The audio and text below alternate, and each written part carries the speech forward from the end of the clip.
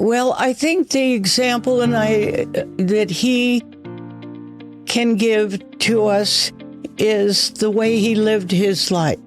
He believed in certain things. He followed a path, but he took opportunities as they came. I know he never planned on being a governor or going into politics in his life, but God led him in that path, and he accepted the challenge. He really cared about this country. He believed that we were the last hope on this earth, our country, for the men of the world. And he truly believed that we should be that shining light on the hill, and that this country had the capability. God had given it all the gifts of good Christian founders, natural resources, etc., and that we had the ability to serve not only our own country, but the world as an example. Welcome to the Going Big podcast. I'm your host, Kevin Gentry, and this is the place where we celebrate bold moves and big ideas. Each week, I sit down with inspiring leaders, entrepreneurs, and change makers who are making a significant impact in their careers and in their communities.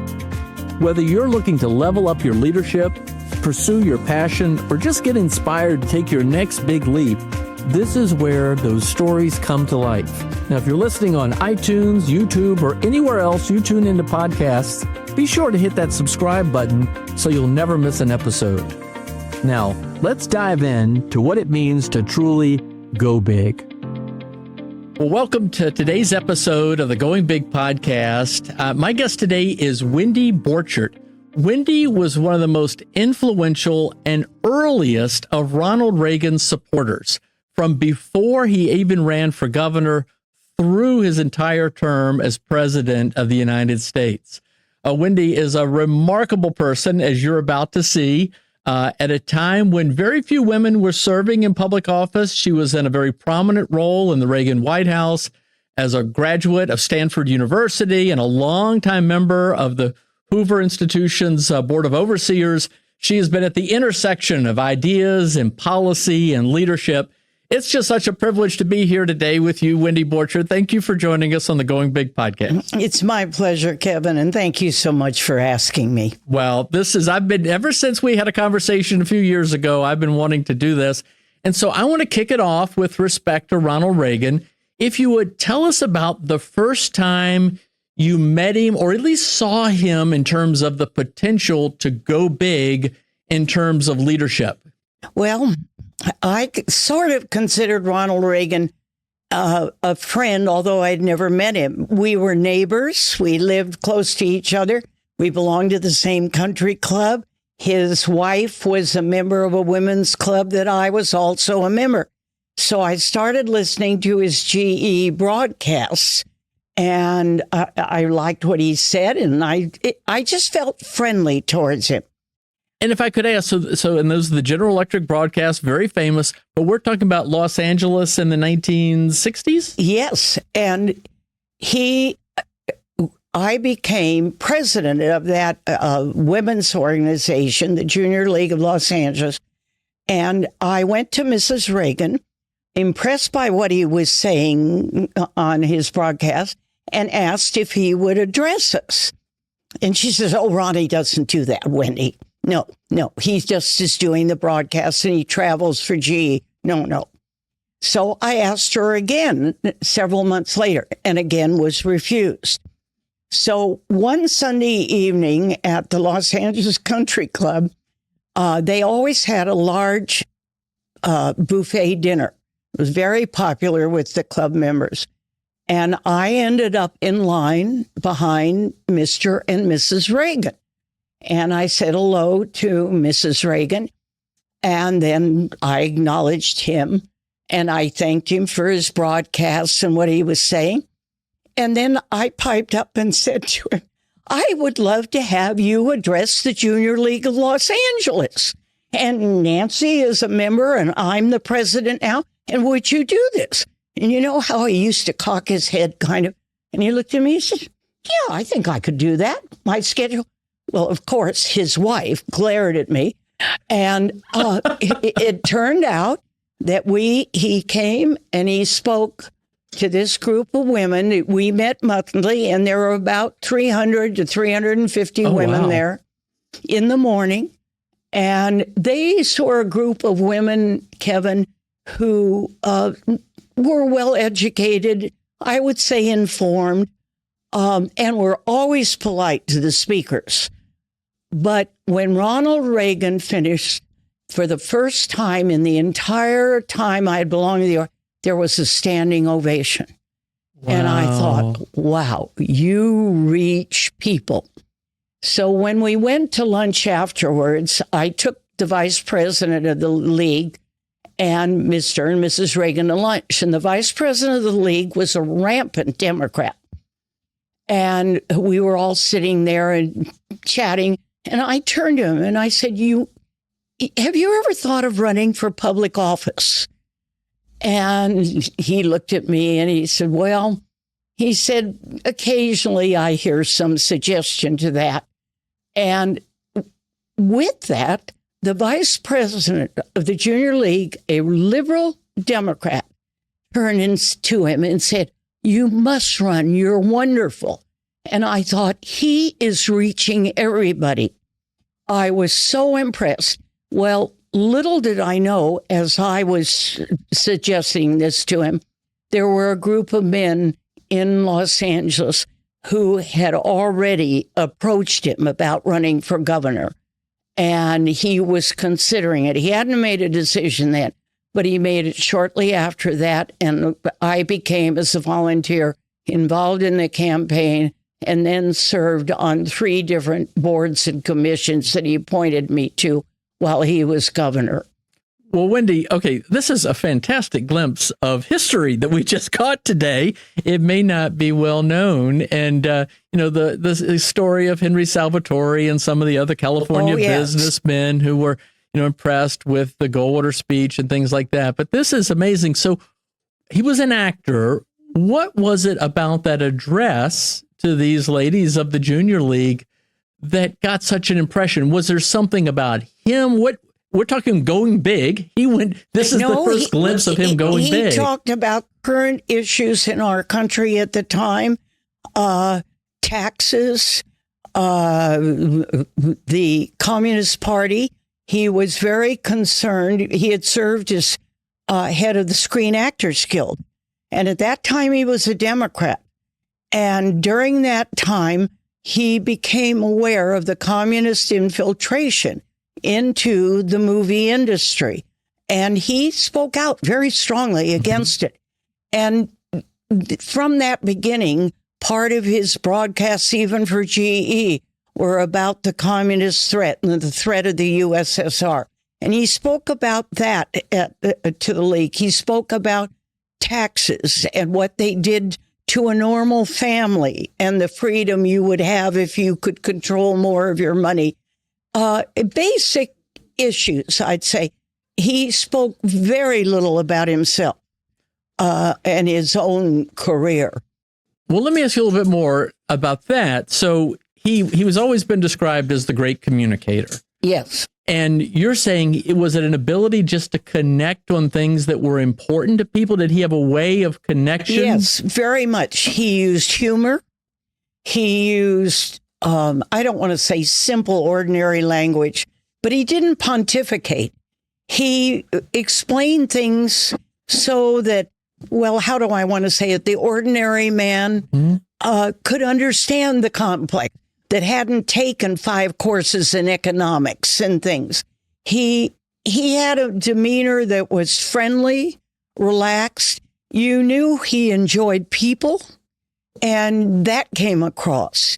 He was a very welcoming individual to all others.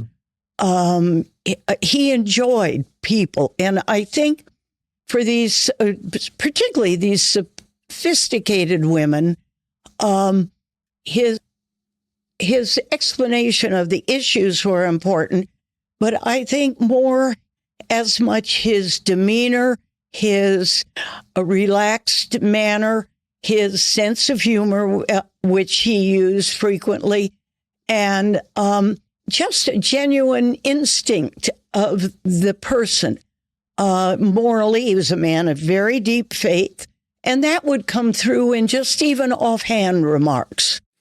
Well, okay, so these are all these attributes of his character, which are not only better known now and greatly appreciated, and unfortunately are fairly uncommon among people. Yes. All people, but certainly those who run for office as well.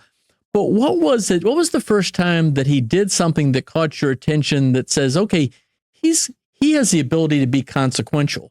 Because what we also know now in terms of going big and how he saw the Soviet Union and the greatness of America, he did big things for our country that we're still benefiting from more than 40 years after he was first elected president. When did you see something like that? Well, I think that, particularly that issue of listening to him on his broadcasts and his speeches. And then as he was nominated by the Republicans to run for governor, he kept, of course, talking not so much about the Soviet Union because he was running for governor, but he talked about issues in the state. There were riots on the campuses, even in those days. He condemned those and said that he would take strong action if it occurred when he was governor. He talked about, even in those days, a little bit about immigration, which was impacting in a different way the economy of California. And he caught my attention, well, simply because I liked what he said from the beginning. I liked him personally. He was not afraid to speak out. And even though he was called by the media, who was even unkind in those days, a broken down old actor, he spoke out strongly. He took on a very popular Democrat governor, Pat Brown, who was a moderate, was well-liked. I mean, jovial, was a pleasant man himself. He was told he had no chance to win as governor. What was he even thinking about by the press? And he won overwhelmingly and then served 2 terms. He took each day as it came. Ronald Reagan, well, how do I say it, had a core. Mm-hmm. Right down the middle of it. He believed greatly in the Lord. He had a very strong set of moral values. And he really knew what he believed was right and wrong or good or bad. And against that, any policy or situation that was presented to him, he easily could judge it by this core. It never wavered. And he was consistent in all his efforts. He never could be, once he'd listen to both sides, he'd listen to input from many, but once he made a decision about something that he believed was correct, he went for it, even under incredible pressure and criticism at times. Wow. Thank you. These insights are really amazing. And I know the audience is really enjoying and appreciating and benefiting from this. I want to go into that a little bit more, but I also want to continue the journey of your time with him. Mm-hmm. Although I do want to say, I recently interviewed Lech Wałęsa, the leader of the Solidarity movement during the 1980s that helped bring about the downfall of the Soviet Union. And what you said about Ronald Reagan really struck me because Lech Wałęsa was a shipyard worker, an electrician who'd been fired. And he was such a prominent person in the world stage in the 1980s.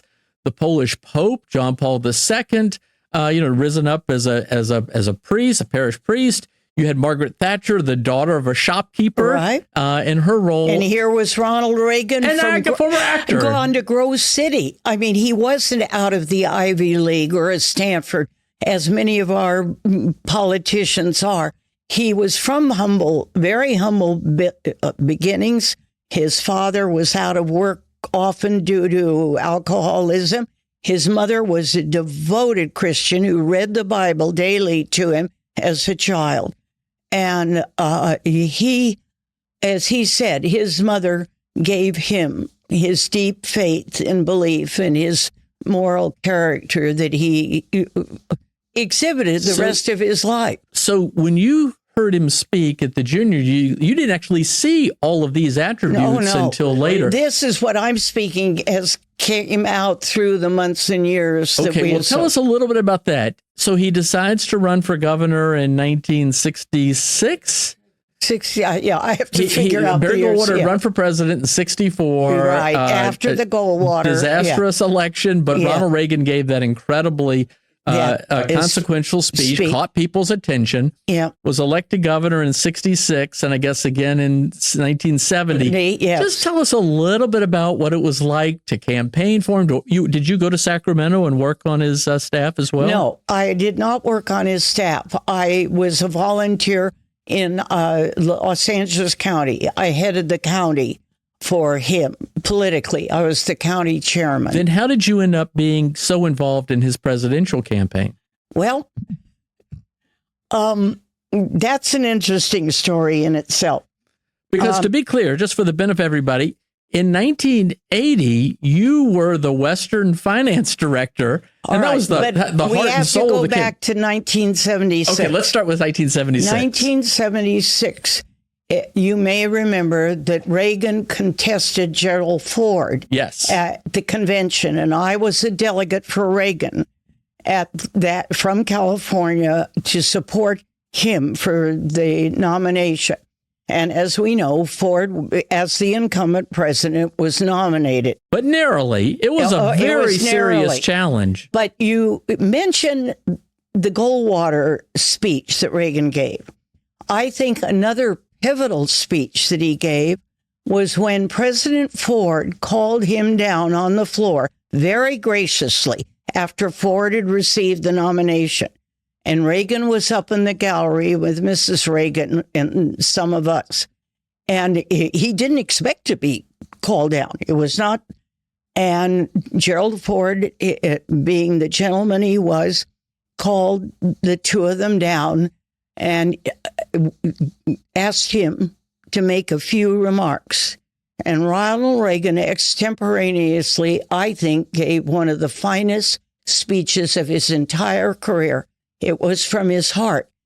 And as people left that convention center, they were walking out saying, we nominated the wrong man. I've heard that. I mean, I think history records that. Yeah. But it was just as spontaneous. Wow. Well, the Lord's wishes, Ronald Reagan told all of us before we left Kansas City, you go home and work your heart out for Gerald Ford. He's the nominee. Well, Jimmy Carter was elected, as we know. Nancy was through with politics as far as she was concerned in the beginning. But because Reagan received an overwhelming number of letters after that speech from the spontaneous, and the same men that had encouraged him to run for governor approached him and said, he had to give it a second try. And I was at a Republican gathering. We were raising money for some candidate running. And I went up to him and said, Governor, please run. I will be your first volunteer. Well, he remembered that. And I got a call from Lynn Nofziger, who was to become his political director, who had served with him. And he said, Wendy, we are opening an office at the Los Angeles airport to start the campaign for Reagan. This was like in, I want to say February or March. He said, we will not announce the candidacy until about November. But this was 1979? Yes. Okay. We've got to raise money for the campaign. So he said, I want you to come out and talk to me. So I went out, and Lynn just very gruffly, in his manner, adored that man. He said to me, all right, get started raising money in California. There's a room here. They had 4 rooms in the Marriott Hotel in the beginning at the airport. One, and Lynn and Joni Sweetland, his secretary, were the only people there. And he said, there's an empty room and there's a phone, and get going. And I said, I can't. I said, I've just raised money for the Hoover Institution, which I had. I said, my friends won't take my calls. I can't do that, Lynn. I'm sorry. All right, here's Idaho. Start calling them.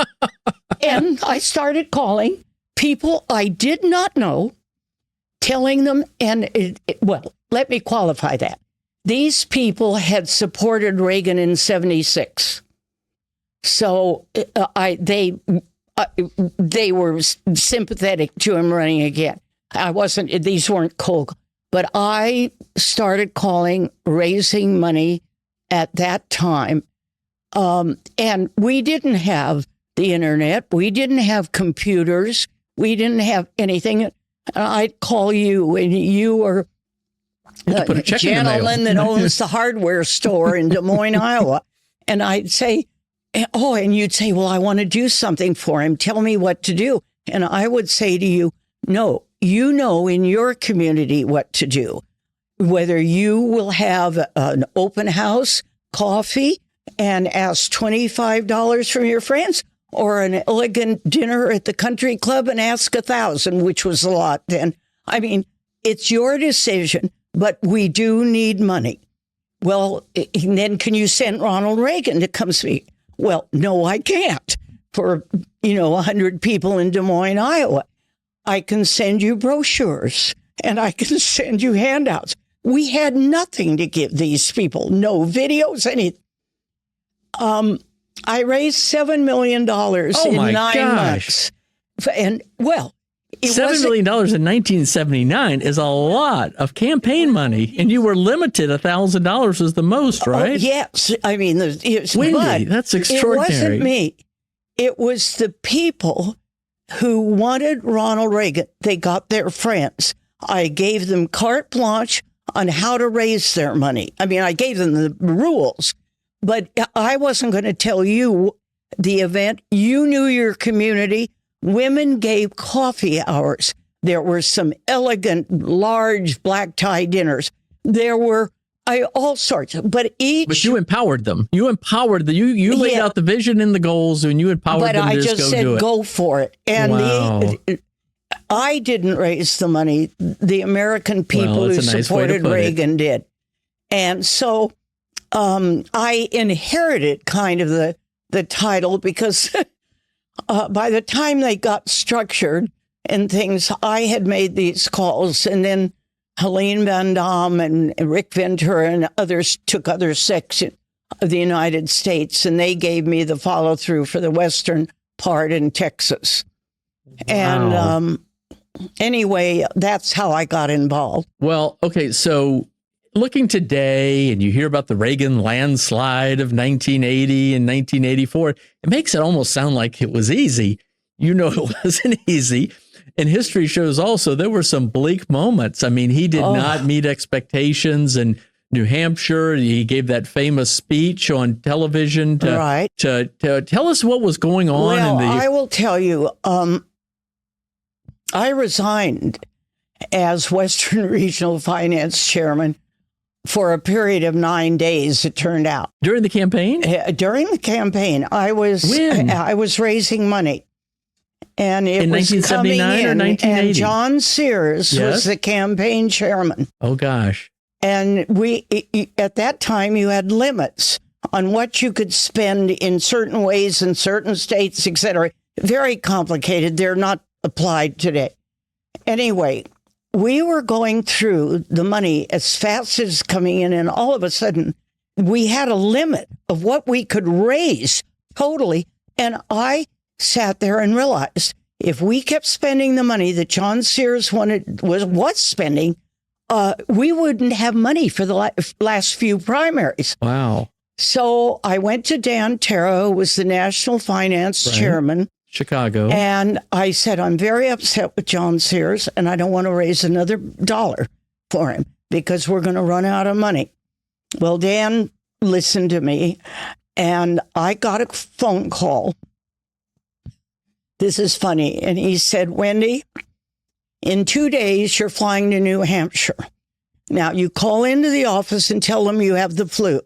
Don't let them know why you're going.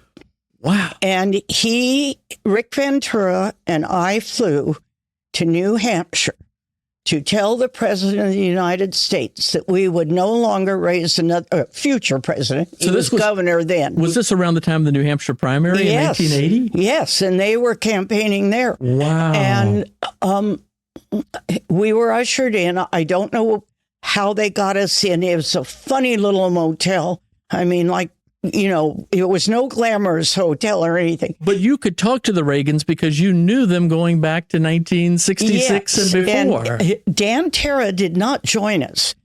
He didn't come from Chicago. I had assumed he was going to be there. And when we arrived, they said, oh, no, it's just you and Rick. So we went in. Well, Rick didn't have the relationship. I mean, he did have a relationship. So I did most of the talking, and Mrs. Reagan is sitting there, and she's getting stiffer and stiffer, and kind of because I'm telling her that he's not going to be elected president because we're going to run out of money, and so I'm not going to raise anymore, and that John Sears has to be fired because John Sears was also, Ronald Reagan had his little 5x7 note cards the index for his cards. speeches always. Sears would pull out. No, you can't talk about abortion. You can't talk about this. Can't talk. And Reagan would go on and he would be tensed up. He wasn't his natural self. So I also told Mrs. and Mr. Governor Reagan at that time. And I said, you're not the man that I signed on for. John Sears is changing you. Well, you can imagine Nancy's reaction to that. And I was just very blunt because I believed it. I wanted him to be president. I believed his campaign was being ruined. And there were a number of other people on the staff, although I didn't mention their names to involve them so they could keep their jobs, who felt the same way that Rick and I did. So we left. And I went home, and I guaranteed that the obligations that I had made, I would fulfill on fundraising, like following through for your event and calls, and which was to be several days. But then I was leaving. And during that time, I had to go to, of all the places, Butte, Montana. And I won't go into the reason for going to Butte, but there was a problem there. And I had to go to Butte, Montana. And I met with them, and I was in the motel in Butte, Montana, ready to fly out the next day back to California, when I was watching the New Hampshire primary. Right. And there are all the candidates there. And when Ronald Reagan grabbed that mic and said, this mic is mine, I paid for it, because they were cutting him off, I thought, we've got our candidate back. And they had fired Sears that day. Now, I didn't know it. I learned it the next day.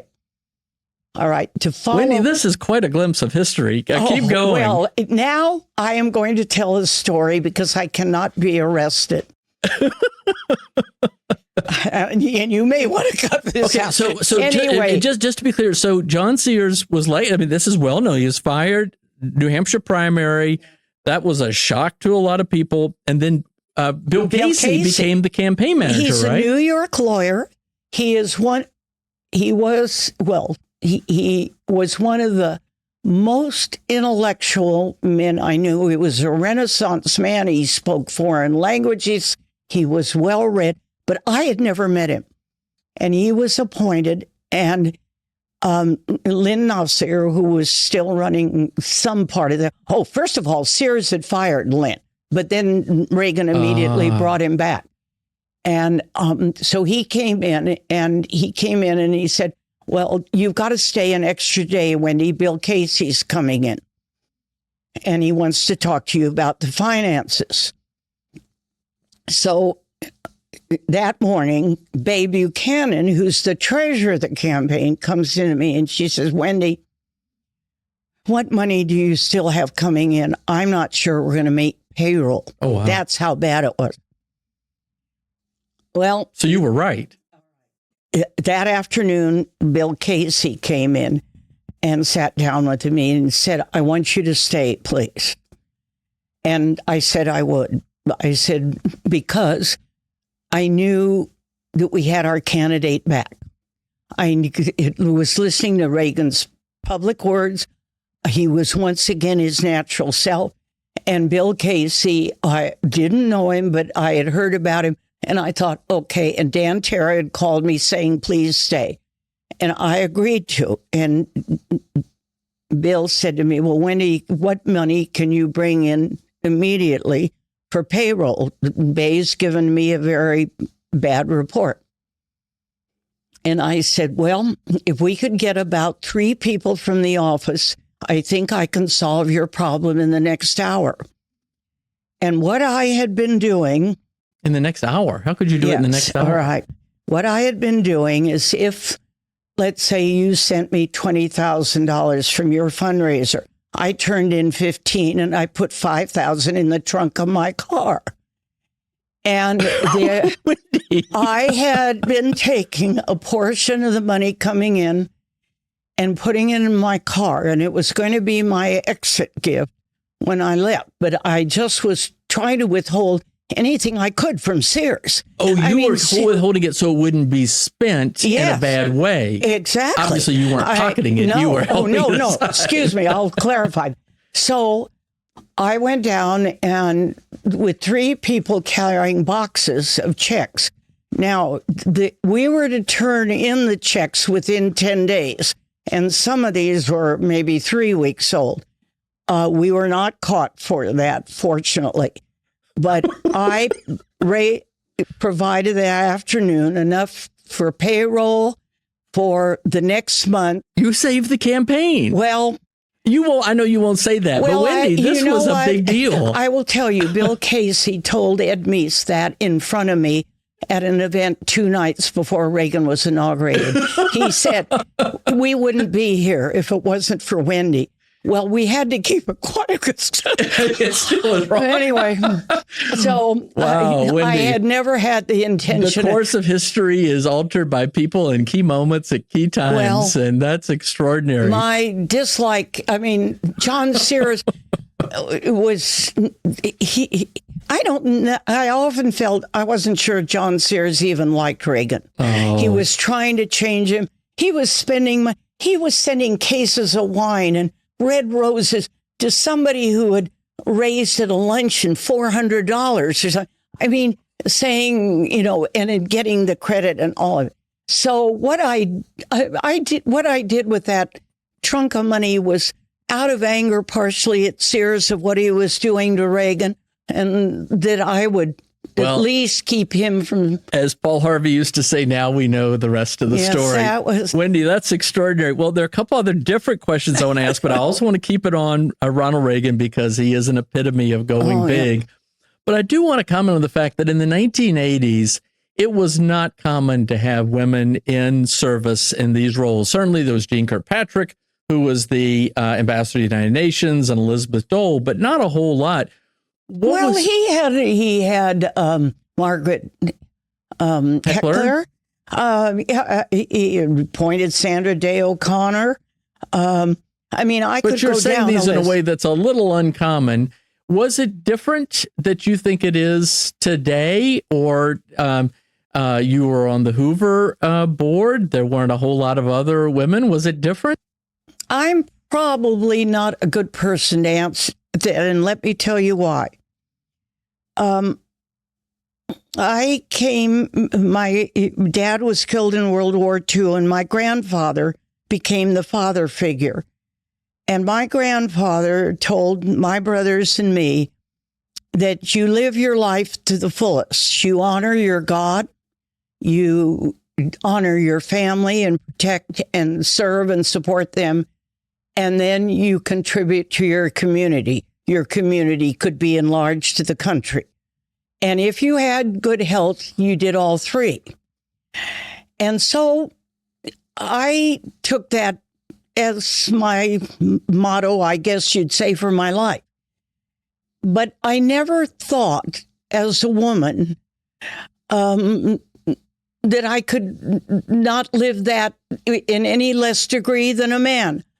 I think it began in high school. My junior year in high school, I was aiming for an Ivy League college or Stanford. So grades were important.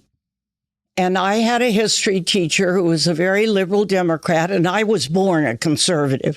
So I would argue issues, and she had an intense dislike for me. And of course, I reciprocated.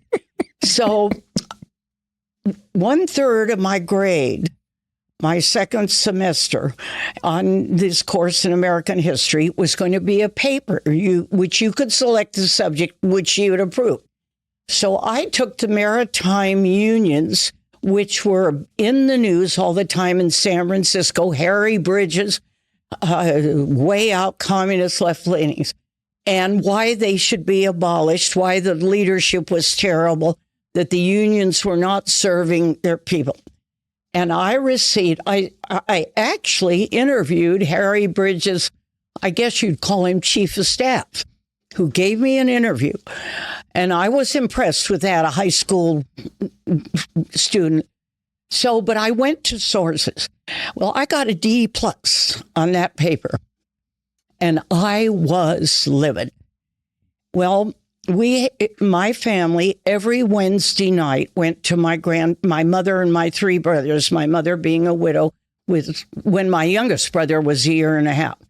I was the oldest. We went every Wednesday night to my grandparents for dinner. And my grandfather had been a judge, appointed, didn't like the bench because he said, I see all these lousy lawyers coming through and it bothers.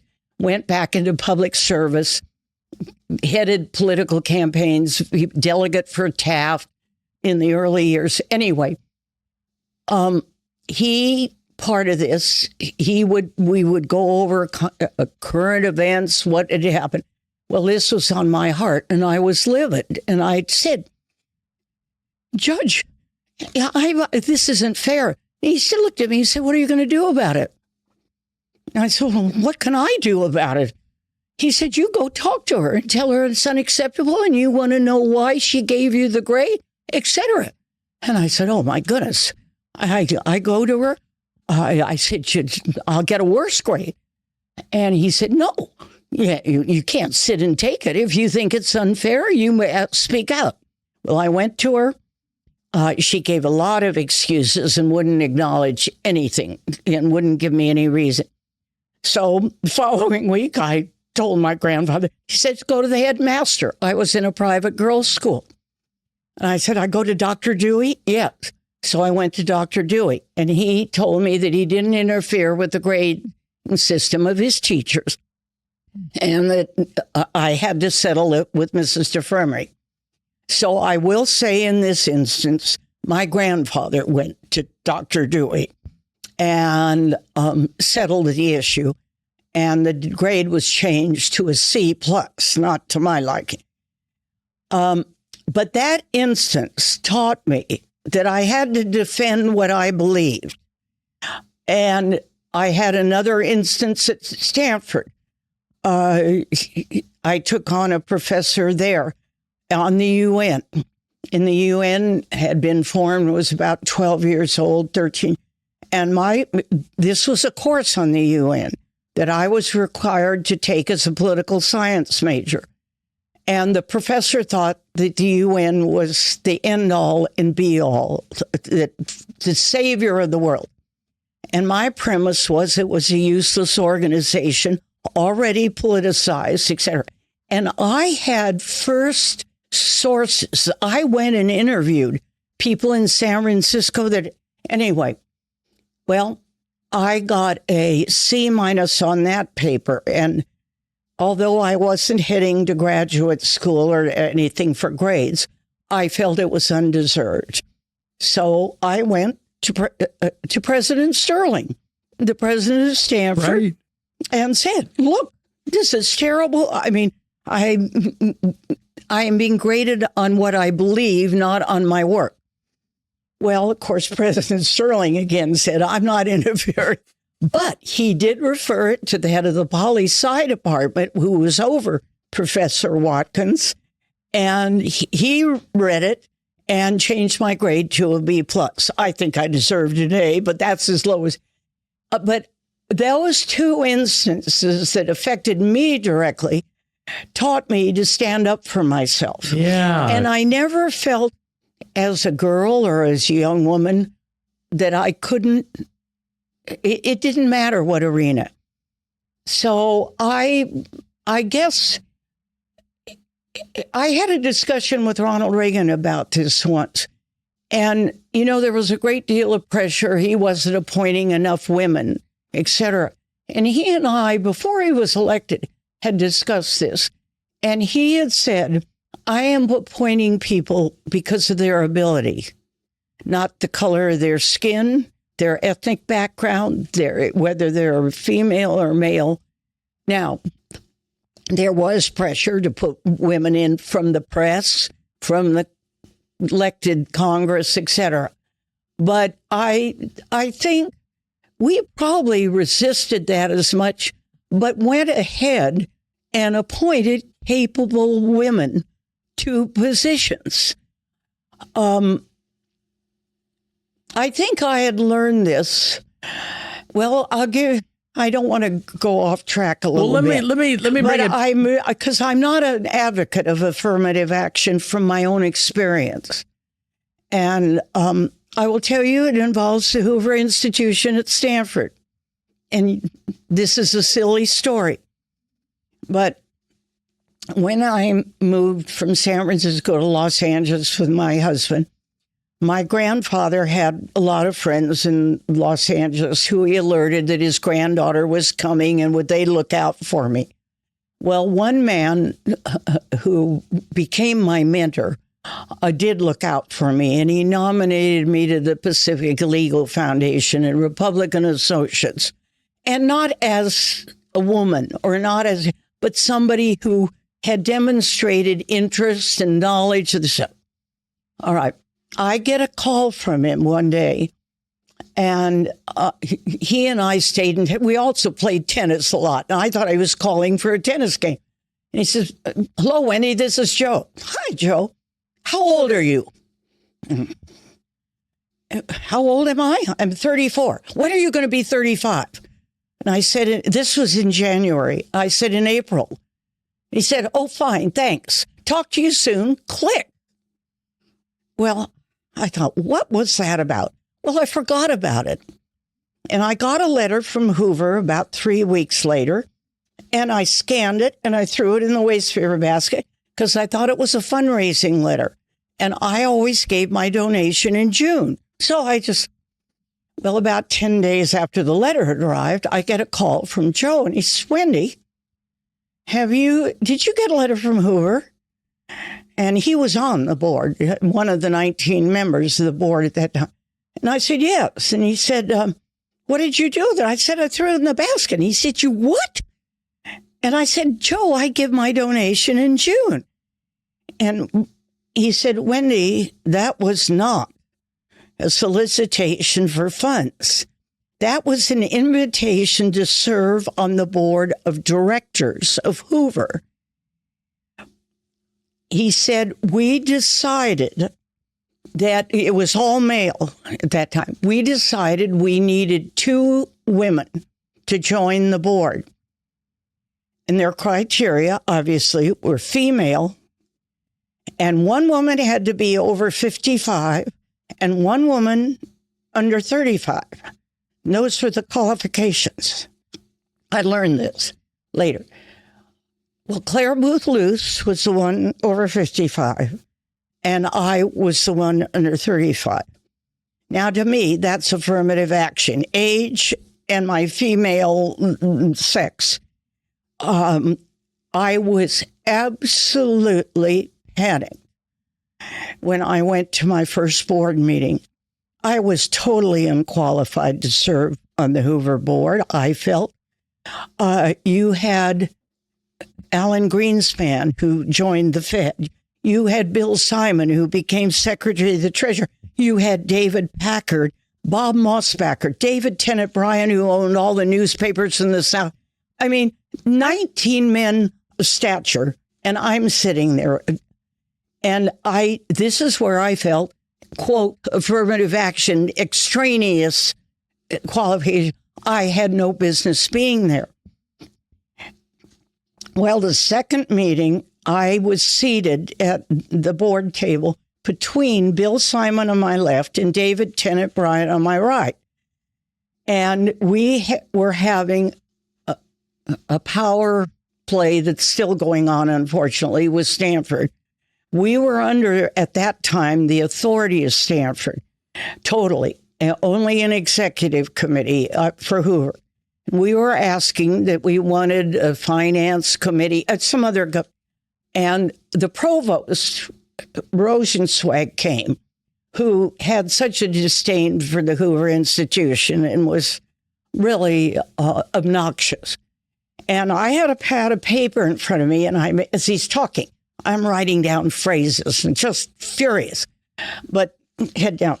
So Bill Simon punches me on, says, "Speak up. You look." Well, these men, I'm not, who am I to speak up? They'll say these things. So the discussion goes on, and David Tennant Bryan raises his hand, and he's recognized. And he says, "Wendy has something to say." Well, I died. And he said, "Go to your list." I went down that list. I have no recollection of what I said. I was just in a panic. But I spoke. Rosenzweig said, "Well, I guess Wendy summed it up. We're not going to make a decision today," and walked out of the meeting. From that day on, Bill Simon, every meeting, we'd break for lunch, and I had to sit at his right or left. He said, "This is the little lady who knows how to tell Stanford off." But my point is, it was my insecurity in a situation that I was given an opportunity by these men. I never felt from them that I wasn't qualified, but I felt it. And it was the only situation that I have gone in where I felt that. And that's why I'm not for affirmative action, because I went in under artificial, in my viewpoint, terms. What matter was it that I was female and under 35 when I'm appointed? Wow. Wendy, I was going to ask a little bit more. And now I have served ever since, except my years in the Reagan administration. And then they came to me and reappointed me again, and I went on to serve on nominating on the executive committee for 6-8 years. Well, we thank you for your service in multiple ways. I was going to ask you to sort of sum up who is Wendy Borcherdt, but I kind of think you have through these stories that you've told. It's pretty remarkable how you've gone big in your life, and by setting an example and just following your conscience, following the sort of mentorship of your grandfather, just doing the right thing. So I'd like to kind of wrap it up in 2 questions related to that. So you knew Ronald Reagan before he ran for governor and served with him through his presidency and even afterwards in his political office. What, in your judgment, can we learn from him in terms of his leadership about how to think about in our own lives we can live a life of meaning and purpose, finding our contribution and going big? Well, I think the example that he can give to us is the way he lived his life. He believed in certain things. He followed a path, but he took opportunities as they came. I know he never planned on being a governor or going into politics in his life. But God led him in that path, and he accepted the challenge. I think his consistency of believing in things, listening, he was a great listener, and he'd listen to people. But once he made up his mind on even very controversial things, he would go ahead. I mean, when he was governor, shortly after he became governor, there were the riots at Berkeley, terrible student riots. And he said, you stop it in 24 hours or I'm calling in the troops. And nobody believed him because there had been riots all preceding under Brown and nothing had been done. He called them in. The air controllers strike. Right. What did he do? Okay, you shape up or I fire you. And what did he do? Okay, I think people, when he believed something was right, even if he knew it was going to cause an outcry or have some strong opposition, as long as he felt it was right. Also, I think we've had Trump shot at it now with the tragic Charlie Kirk death. But I think when Ronald Reagan was shot, he had a deep belief in the Lord his whole life. But he told us, many of us, that he believed God had saved it. His injuries were severe. To lead this country, that he was in the presidency with a purpose, to follow the will of God and what the people wanted. And he would always say what Americans want, not what the pontifical people on Capitol Hill or the lobbyists or whatever, what the American people want. And I think he would encourage people to stand up for what they believe. I also feel today, with the lack of civility that is in our country between the two parties politically. Let me, if I could digress a second and give you an example of the Reagan years. There was a dinner that Boston College gave to honor Tip O'Neill when he was Speaker. The Democrat Speaker of the House, who was at odds politically with Reagan all the time. In fact, Tip O'Neill could be pretty vicious in the political attacks. Exactly. Well, this Ronald Reagan was the Speaker. As the sitting Republican president, he gave the complimentary address for Tip O'Neill. Now, he started off, I can't tell jokes like he does, but he turned to Tip and he said, I want to thank you for always having my back. He said, especially through the State of Union addresses where I hear you whispering to George Bush, no, we won't pass that. No, we'll never approve that. Now, and Tip laughed and he went on to praise him. And they embraced and calling each other friends. Now, would that happen today? Yeah. I don't think so. Good point. And I think Reagan would want that kind of civility to return to this country, people respecting each other, respecting their views, listening to one another. But then once the decision of what you think is right is made, Reagan was a moral man, too. And I worry about the morality of elected officials and even our public today, because I think the political arena basically is backing immoral concepts in some areas. And I know Reagan would want that reversed, that you believe he really cared about this country. He believed that we were the last hope on this earth, our country, for the men of the world. And he truly believed that we should be that shining light on the hill, and that this country had the capability. God had given it all the gifts of good Christian founders, natural resources, etc., and that we had the ability to serve not only our own country, but the world as an example.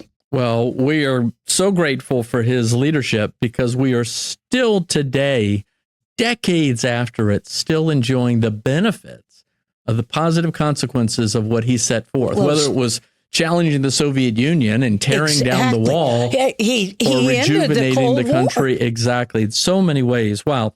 Well, Wendy, this has been amazing because you've offered these glimpses of history that I don't think are very well known.